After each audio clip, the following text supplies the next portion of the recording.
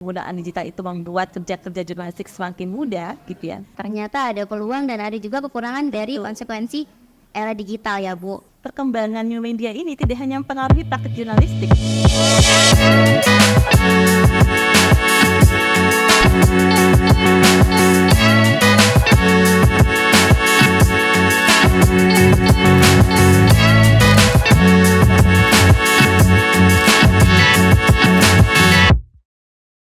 Assalamualaikum warahmatullahi wabarakatuh. Halo sahabat Kolasi TV. Selamat datang di acara Suara Akademik bersama saya Sainia Apriniasari. Kali ini kita akan membahas mengenai topik tentang tantangan jurnalistik di era digital. Nah, sebelumnya kita sudah menghadirkan narasumber yang penting, dan sebelum kita membahas topik ini ada kutipan dari Menteri Johnny Plate yang mengatakan bahwa pers sudah sampai di titik at the point of the return, yang artinya teknologi penyebaran informasi itu sudah semakin meluas dan kita harus cepat beradaptasi dengan era digital agar jurnalistik akan semakin berkembang dan berinovasi. Nah, di sini apakah menjadi tantangan atau malah menjadi suatu peluang dalam bidang jurnalistik? Baiklah, di sini kita sudah menghadirkan narasumber dari Universitas Islam Negeri Syarif Hidayatullah, Ibu Dr. Bintan Humeira, MSI. Ibu akrabnya dipanggil siapa nih Bu? Jadi saya panggilnya Ibu Bintan ya. Oke. Ibu Bintan, kita langsung saja ke pertanyaan pertama mengenai tantangan jurnalisme di era digital. Nah, bagaimana Ibu menyikapi era digital dalam perkembangan jurnalisme, Bu? Oke. Pertama jelas ini seperti pisau bermata dua gitu ya. Kita happy sekali, bahagia sekali bahwa perkembangan digital teknologi yang luar biasa pesat gitu ya di era sekarang itu kan membawa banyak sekali perubahan dalam praktik jurnalistik. Terutama yang pertama adalah semakin mudahnya kita melakukan diseminasi pesan, produksi semakin gampang, dan kemudian juga penggunaan digital itu membuat kerja-kerja jurnalistik semakin mudah gitu ya. Tapi kita juga tahu bahwa ada konsekuensi dalam praktik jurnalistik ya dengan digital ini, karena menuntut kecepatan yang luar biasa. Karena mengejar traffic, viewer, dan sebagainya, akhirnya ada beberapa kerja jurnalistik yang menjadi tereduksi. Misalnya adalah praktek verifikasi yang mungkin juga agak menjadi kurang mendalam terhadap data, karena mengejar kecepatan dalam pemberitaan, hingga dalam beberapa produk-produk jurnalistik yang sering kita lihat di media online misalnya, kita melihat kedalaman informasi itu menjadi dangkal gitu ya. Terus yang kedua yang saya lihat juga adalah bahwa ada sebuah peluang dalam pengembangan keilmuan di era digital ini, seperti kita mengenal ada jurnalistik yang berbasis AI misalnya, atau ada yang disebut sebagai immersive journalism. Tapi seakan-akan ketika jurnalis atau wartawan sedang di lapangan itu bisa kita saksikan langsung, seakan-akan kita audiensnya atau receivernya atau pembaca, penonton dan sebagainya itu masuk dalam apa yang sedang dilakukan oleh para jurnalis. Jadi kalau secara perkembangan ilmu itu luar biasa sekali dengan adanya teknologi digital. Tapi tadi saya bilang bahwa ada konsekuensi yang harus kita sadari, bahwa digital teknologi itu membawa juga pada kedangkalan informasi karena tuntutan kecepatan dalam pemberitaan. Oke, ternyata ada peluang dan ada juga kekurangan dari konsekuensi era digital ya Bu. Oke, kita lanjut pertanyaan kedua Bu. Pertanyaan yang kedua yaitu era digital juga menciptakan harus new media atau media baru nih Bu. Menurut Ibu, apakah bergerak positif atau negatif dalam praktek jurnalisme? Saya melihat kalau new media itu kan sebagai sebuah platform, atau kita melihatnya pendekatan baru karena tadi ya adanya digital teknologi tadi. Gitu. Kita melihat bahwa sekarang pekerjaan atau pemberitaan di dalam jurnalistik itu menjadi sangat terdigitalisasi gitu ya. Misalnya adalah kita melihat bahwa sekarang terjadi konvergensi misalnya gitu ya. Terjadi konvergensi dari yang tadinya praktek-praktek jurnalistik itu berbasis tradisional, cetak misalnya, radio, televisi yang hanya berbasis pada platform tradisional. Sekarang kita melihat bahwa semua harus terkonvergensi menjadi satu gitu. Nah, akhirnya konsekuensinya yang terjadi adalah semua platform-platform media tradisional itu pindah ke dalam platform digital. Nah, satu sisi membahagiakan karena itu kan memberikan akses yang demikian mudah bagi semua orang untuk bisa membaca media. Tapi satu sisi lain gitu, ada ketidaksiapan juga sebenarnya di dalam industri media gitu, dan akhirnya beberapa media kan tutup ya. Kita melihat beberapa media cetak banyak yang tutup gitu ya. Kemudian ada yang kemudian dihijrah betul-betul jadi online dan sebagainya gitu. Tapi buat saya itu bukan sesuatu yang pesimistik gitu ya. Kita justru melihat bahwa memang ini fasenya kita berkembang ke arah yang memang jauh lebih digital sekarang. Tapi yang perlu dipahami sekarang adalah apakah new media ini bisa kita manfaatkan nggak menjadi sebuah ruang, betul-betul ruang kreasi baru yang akan membuat perubahan yang jauh lebih signifikan gitu buat perkembangan media. Atau hanya sebatas euforia bahwa kita masuk ke dalam ruang digital, tapi kita tidak, justru kita dibawa oleh arus digitalisasi yang kemudian kalau saya tadi bilang ya, mengurangi atau mereduksi kerja-kerja jurnalistik yang harusnya mendalam, verifikasinya mendalam, investigatif misalnya dan sebagainya. Dan saya juga melihat bahwa perkembangan new media ini tidak hanya mempengaruhi praktik jurnalistik, tapi juga membentuk karakteristik audiens yang jadi berbeda gitu. Salah satunya adalah pembaca atau kita anggap nonton itu ya, atau pembaca digital online itu misalnya akan lebih menyukai berita-berita yang sangat short ya, sangat pendek gitu ya. Maka kita bisa lihat kan karakteristik berita-berita di media online itu pendek-pendek gitu. Karena memang salah satu saya nggak bisa mengatakan kelemahan, tapi karakteristik dari pembaca online adalah mereka lebih menyukai narasi pendek dibanding yang investigatif. Beda kalau kita melihat koran atau majalah ya di zaman lalu di tradisional gitu. Hingga akhirnya yang terjadi industri media justru untuk melayani pasar yang digital itu malah tertarik gitu ya, malah berpindah pada pembuatan berita-berita yang cenderung dangkal dibanding berita-berita yang sifatnya investigatif dan mendalam. Dan ini sebenarnya kan konsekuensinya adalah kerja jurnalistik menjadi tereduksi gitu ya. Atau kalau sekarang kita mengenal ada jurnalistik data misalnya sebagai bagian dari adanya new media gitu ya. Itu kan ada beberapa. Yang menarik adalah bahwa kita bisa bikin produksi media hanya berbasis data. Jadi data itu, collecting data atau kita di era big data ini, kemudian meng-create atau mengolah data itu menjadi sebuah berita. Tapi satu sisi ada skill yang tereduksi loh, gitu ya. Skill ke lapangan itu tereduksi gitu ya, karena kita nggak betul-betul ke lapangan, bertemu narasumber, melakukan investigasi kepada berbagai sumber, dan sebagainya. Jadi saya pikir penting, tapi perlu disikapi secara bijaksana, gitu ya, soal new media ini. Oke, ternyata itu penting dan ini adalah fase yang memang harus berkembang bersama ya Bu. Betul. Jadi kita harus beradaptasi bersama era digital. Betul. Selanjutnya Ibu, bagaimana Ibu melihat urgensi jurnalisme dewasa di era digital? Urgensi jurnalisme penting banget ya. Kan sekarang era di mana semua bisa jadi jurnalis ya. Warga digital itu bisa jadi jurnalis. Seakan-akan ya, saya mengatakan seakan-akan. Kenapa? Karena sebenarnya kalau kita ngomongin jurnalistik itu kan nggak sekedar mengupload berita. Nggak sekedar kita menyampaikan informasi, tapi ada kerja-kerja di dalamnya itu, ada etika jurnalistik, ada praktek jurnalistik yang memang sudah terjaga ya, perlu kita kawal gitu ya. Misalnya gini deh, kita nggak bisa sembarangan kan untuk mengutip informasi misalnya gitu ya. Sedangkan yang terjadi sekarang, semua orang yang mengupload informasi atau menuliskan informasi itu kan nggak peduli apakah informasi itu sudah diverifikasi atau belum. Kalau kita bicara jurnalistik, wah itu jadi hal wajib betul tuh persoalan verifikasi gitu misalnya. Jadi menurut saya justru penting loh sekarang seseorang atau orang yang akan berkiprah di dunia jurnalistik itu harus punya dasar-dasar tentang ilmu jurnalistik supaya justru makin peka, makin terampil di era yang sekarang itu kita sangat mudah dengan teknologi, tapi juga punya konsekuensi terhadap kerja-kerja praktek jurnalistik yang bisa tereduksi dengan kemudahan itu gitu. Jadi saya merasa bahwa urgensi itu bukan hal yang terkait dengan harus seperti apa ya, tapi kita harus menyadari bahwa jurnalistik itu justru sangat dibutuhkan nih skillnya saat ini dengan pemahaman soal etika jurnalistik, pemahaman hukum atau alat hukum ya dari undang-undang pers dan sebagainya gitu, supaya kerja jurnalistik yang ada itu betul-betul bisa dipertanggungjawabkan gitu.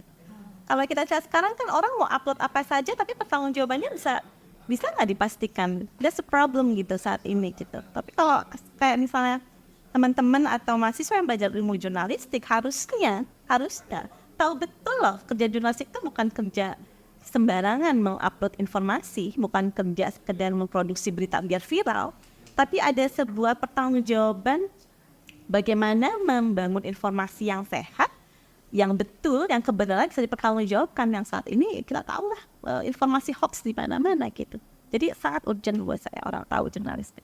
Oh, berarti skill jurnalistik itu sangat penting ya Bu, dan tetap menerapkan hukum dan paham tentang hukum jurnalistik itu. Oke, lanjut Bu. Di era digital juga membuat kegemaran masyarakat akan konsumsi informasi sudah lebih didominasi oleh media sosial. Yes. Kira-kira upaya apa yang mesti dilakukan untuk mempertahankan eksistensi media massa dari sudut pandang keilmuan jurnalisme?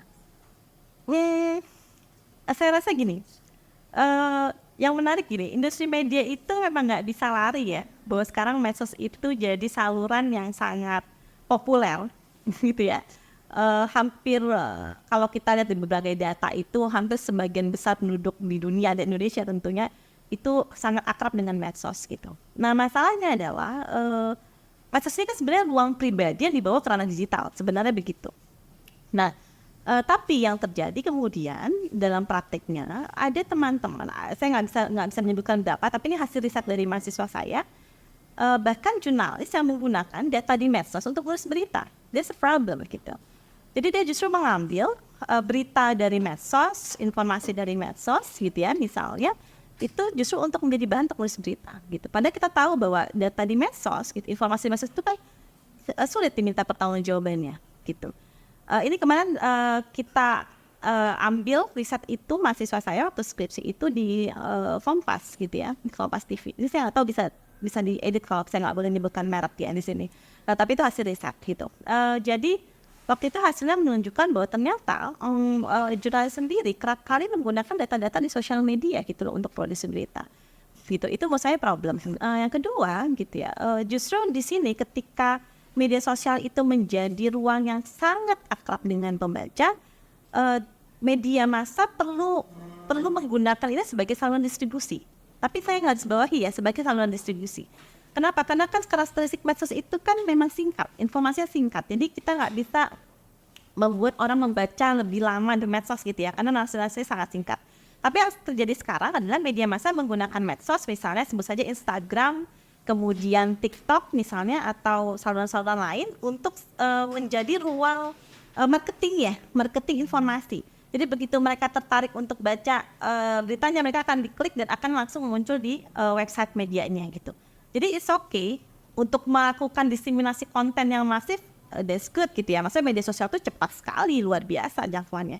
Tapi kalau menggantungkan informasi atau data untuk menulis berita dari medsos, saya tidak setuju. Karena verifikasi data, pertanggungjawaban data yang diunggah oleh banyak netizen itu sulit dipertanggungjawabkan gitu. Tapi kalau sekedar misalnya ini lagi-lagi riset gitu ya, mengatakan bahwa ternyata sekarang agenda publik banyak dibentuk oleh media sosial gitu ya. Padahal dulu kan agenda publik kalau kita pakai teori agenda setting dibentuk oleh agenda media gitu ya. Tapi ternyata media bergeser nih dari sosial media gitu. Nah akhirnya media massa larilah semua dengan menggunakan platform medsos. Buat saya sih nggak ada masalah, it's just a platform gitu. Itu hanya saluran gitu. Tapi jangan sampai kemudian industri media yang kalah gitu ya menggunakan data-data di medsos hanya untuk mengejar viralitas atau popularitas terhadap isi pemberitaan. Itu yang saya nggak setuju. Oke Bu, untuk melihat kondisi perkembangan iptek saat ini, kira-kira apa sih ancaman dan jadi peluang untuk jurnalisme Bu? Salah satunya teknologi digital. Gini, kalau kita ngomong ancaman tuh kayaknya agak pesimistik ya. Saya lebih melihatnya itu sebagai challenge aja ya, tantangan lah ya. Karena kita nggak bisa lah hidup sekarang nggak pakai teknologi digital gitu ya. Rasanya naif sekali gitu kita merasa itu membawa keburukan kita tinggalkan. Saya mungkin nggak masuk paham yang itu gitu ya. Saya lebih mau kita mampu bernegosiasi. Dimanapun kita butuh teknologi, karena teknologi digital khususnya itu telah membawa banyak sekali perubahan dalam storage, misalnya penyimpanan, kecepatan maupun dalam produksi gitu ya. Tapi kan hati-hati begini ya. Misal contoh deh, kita ngomongin AI gitu ya. Dengan AI bahkan kita bisa melakukan manipulasi kan. Ya, kita bisa manipulasi gambar misalnya, atau yang kerap kali nih yang lagi tren di mahasiswa, ada ChatGPT kan ya, yang kadang-kadang kita cukup ngetik yang mau kita cari, ChatGPT yang bikinin gitu. Bisa aja wartawan yang malas kemudian pengen bikin satu berita pakai ChatGPT, terus yang produksi ChatGPT ya, misalnya kayak gitu. Artinya teknologi itu sebenarnya bisa digunakan untuk apa saja, mau baik mau tidak baik tergantung dari usernya. Nah, makanya saya selalu bilang bahwa ke mahasiswa, jadi jurnalis itu bukan sekedar memproduksi berita, tapi ada amanah yang luar biasa loh, karena persepsi, opini masyarakat, perubahan-perubahan sosial itu kan digerakkan dari perubahan-perubahan tentang bagaimana media itu menuliskan sebuah realita. Gitu. Jadi jangan sekedar misalnya gitu, jangan sekedar yang penting kerja jadi jurnalis di media dan sebagainya, tapi apa yang mau dibawa nih, misi apa yang mau dibawa. Apalagi kan jurnalistik itu ya, menurut saya itu memang punya landasan value gitu yang mulia gitu. Bagaimana kita menjaga kebenaran informasi gitu, misalnya bagaimana kita mempertanggungjawabkan informasi kepada masyarakat, bahkan yang paling utama adalah bagaimana sebenarnya jurnalistik itu berpihak pada kepentingan publik gitu. Jangan sampai nanti begitu jadi mahasiswa masih idealis, begitu masuk ke industri menjadi kapitalis gitu ya. Kita nggak mungkin ya kan, industri media sekarang kan nyarinya uang gitu ya buat menghidupi ya. Itu nggak salah, karena secara teori ekonomi politik misalnya media adalah bagian dari industri ekonomi yang harus mencari untung gitu ya. Tapi satu sisi kita juga paham bahwa media juga punya syarat kepentingan, ada tekanan-tekanan kepentingan misalnya. Tapi yang paling penting lagi adalah secara normatif gitu, media harusnya berpihak pada kepentingan publik. Media harus berpihak pada kepentingan marginal gitu. Siapa yang akan membawa kelompok-kelompok marginal untuk bersuara kalau nggak melalui media? Dan kenyataannya media masih dominasi oleh kepentingan yang dikuasai oleh kapital gitu, orang-orang yang menguasai modal. Jadi teman-teman di jurnalis gitu ya, itu sebenarnya punya ruang yang luar biasa untuk membawa suara-suara berbagai macam keragaman manusia, keragaman kelompok untuk bisa disampaikan kepada dunia gitu. Jadi mungkin buat teman-teman di jurnalistik gitu ya, yang akan masuk ke industri media, saya berharap sekali kalian masih punya integritas gitu ya, untuk tahu betul bahwa di tangan kamu sebagai seorang jurnalis itu akan mampu mengubah dunia, akan mampu bersuara kepada banyak orang tentang kelompok-kelompok yang selama ini nggak pernah dapat suara di media. Oke. Ternyata perkembangan iptek itu bisa menjadi peluang dan bisa menjadi tantangan serta ancaman ya Bu, tergantung user yang menggunakannya. Betul. Oke. Setuju.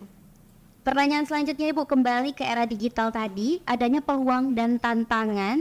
Nah, menurut Ibu, bagaimana seharusnya mahasiswa program jurnalistik menanggapi era digital seperti saat ini? Pertama kuasai teknologi tentu ya. Kayaknya nggak boleh deh anak jurnalis sekarang nggak tahu teknologi ya.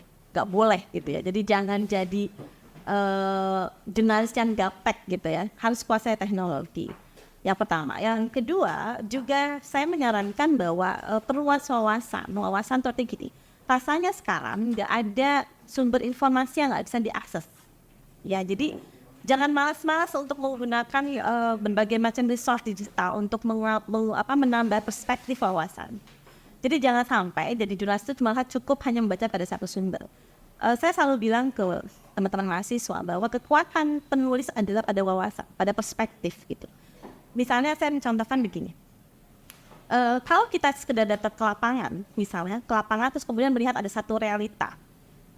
Contoh adalah waktu itu ada seorang realitas ibu membunuh anaknya gitu ya. Terus kemudian kalau kita jadi jurnalis, kita datang ke lapangan, kemudian kita bilang bahwa oke, ada seorang ibu tega membunuh anaknya, kemudian kita merasa bahwa ibu ini bersalah gitu ya, selesai beritanya. Harusnya nggak begitu, tapi perlu ada skeptis, ada lalat kritis dari jurnalis yang meliput bahwa kenapa seorang ibu itu membunuh anaknya. Karena saya secara akal sehat seorang ibu membunuh anaknya itu kan tidak common, tidak bisa diterima secara akal sehat. Nah, membangun akal sehat jurnalis lalat itu kan butuh perspektif. Dan kalau seorang yang datang itu melihat tahu betul bahwa rasanya tidak mungkin seorang ibu membunuh anak kalau tidak ada sebab sesuatu. Kalau tidak ada satu situasi yang memaksa. Nah, kajian kita ke arah sana itu kan butuh perspektif gitu. Misalnya begini, ketika datang bahwa ada masalah apa ya sehingga ibu itu membunuh anaknya. Ternyata begitu dilihat-lihat, begitu investigasi, ditanya-tanya, ibu yang membunuh anak itu mengalami baby blues.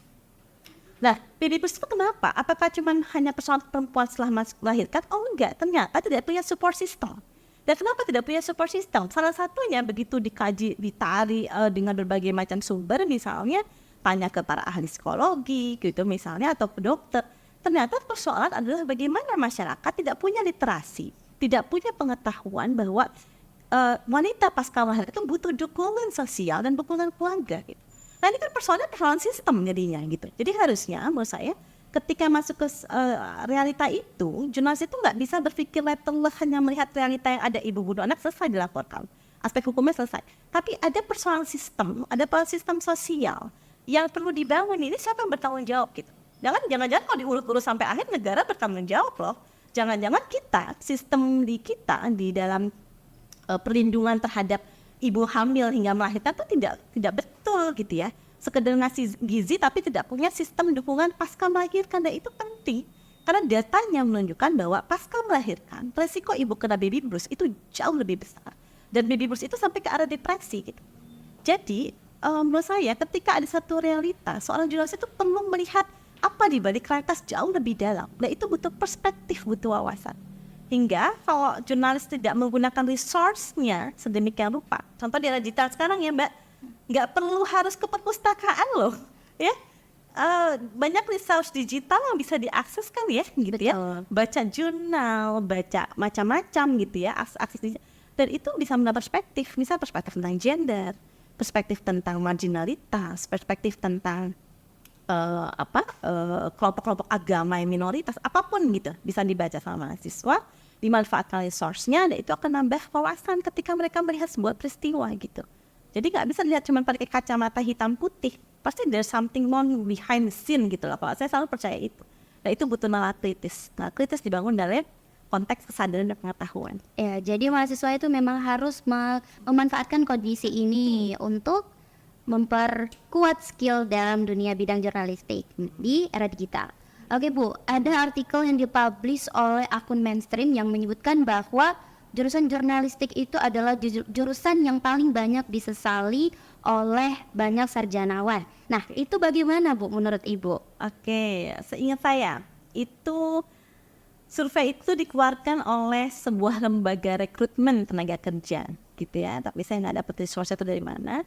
Dan ternyata dia mensurvei dari 1.500 pelamar kalau nggak salah, itu ada sekian 44% kalau nggak salah yang merasa tidak puas dengan pekerjaannya gitu ya.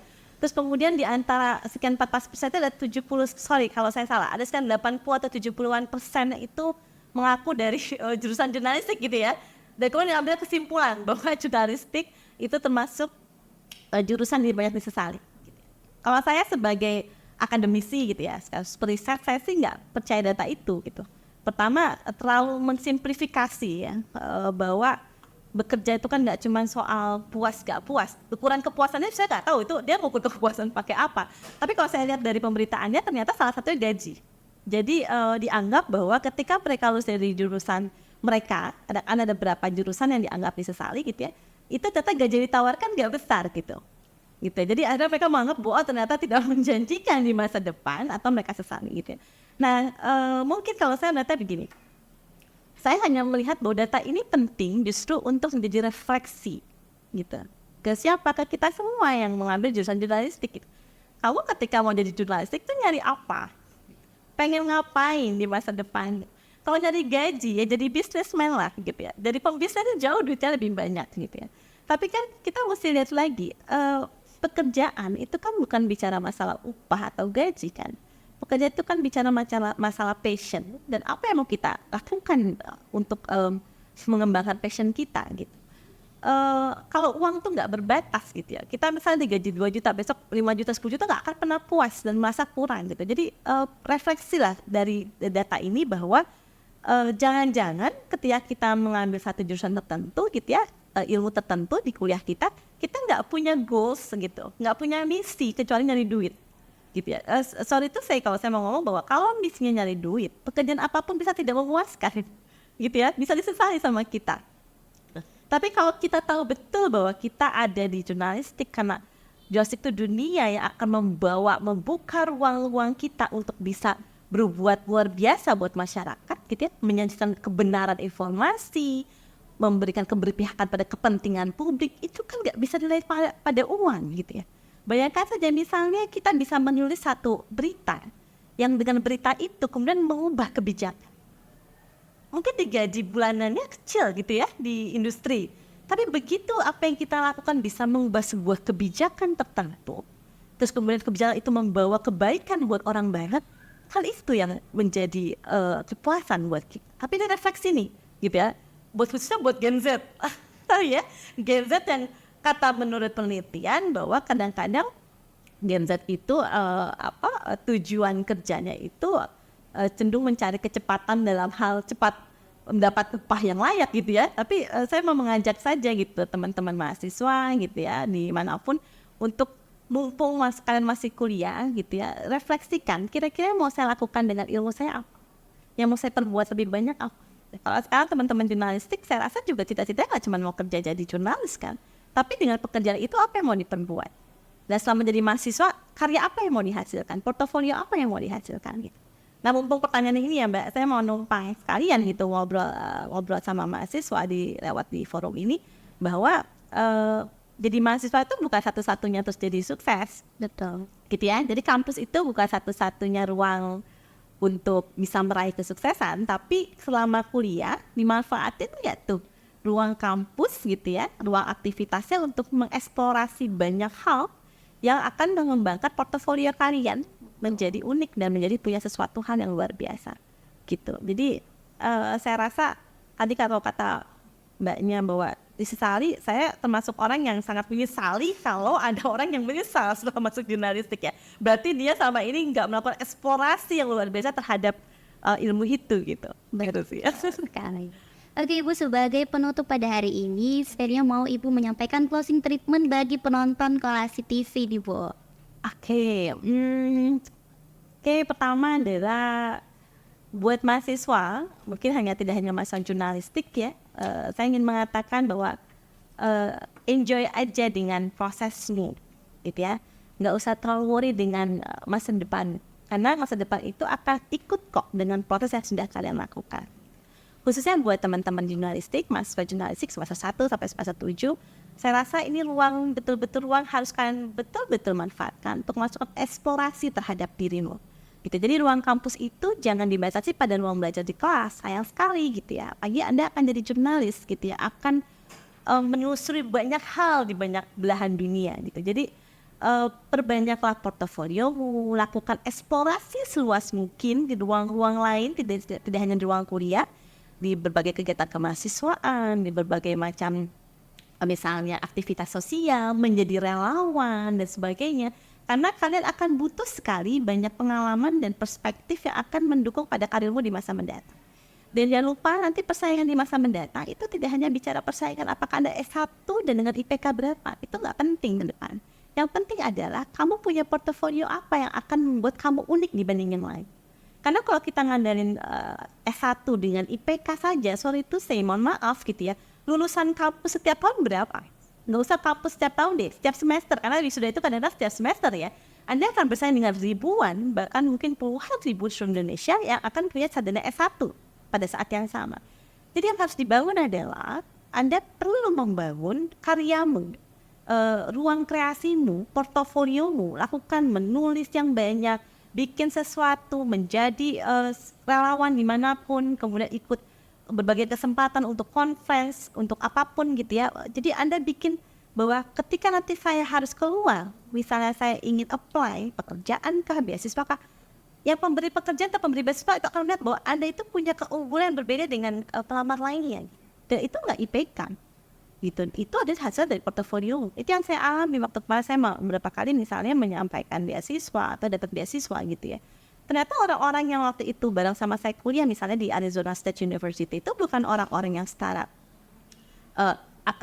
nilai akademik tuh wow gitu ya, tapi orang-orang yang saya lihat ada semua punya kiprah gitu ya, punya banyak hal gitu yang mereka lakukan di ruang mereka masing-masing. Jadi misalnya dari berbagai ada negara Irak, Bangladesh, kemudian dari Turki gitu ya, Lebanon sebagainya. Mereka orang-orang yang menurut saya luar biasa di bidangnya gitu. Jadi ketika ada pemberi beasiswa, saya rasa mereka akan lihat beasiswa ini layak nggak diberikan pada orang-orang yang kalau saya berikan tuh nggak punya manfaat apa-apa gitu ya. Tapi saya akan sangat senang kalau beasiswa ini diberikan pada orang yang kalau dia kemudian sekolah, kemudian dia menuntut ilmu, maka ilmunya akan sangat bermanfaat buat masyarakatnya gitu. Jadi kalian bersyukur jadi mahasiswa gitu ya, manfaatkan betul-betul waktu, kemudian energimu untuk melakukan eksplorasi tentang apapun, terutama sesuatu yang bisa menambah portofolio. Oke, dari perbincangan tadi Bu, saya itu agak unik dengan kata-kata Ibu bilang bahwa nyesal kalau kita bilang bahwa jurusan jurnalistik itu adalah hal yang disesali. Padahal kita yang harus berkembang di dalam bidang tersebut. Bagaimana kita menggunakan diri dan memanfaatkan diri dalam bidang tersebut. Oke Ibu, sudah berakhirlah perbincangan kita pada hari ini. Saya Sania Priniasari dan kru yang bertugas pamit undur diri. Wassalamualaikum warahmatullahi wabarakatuh.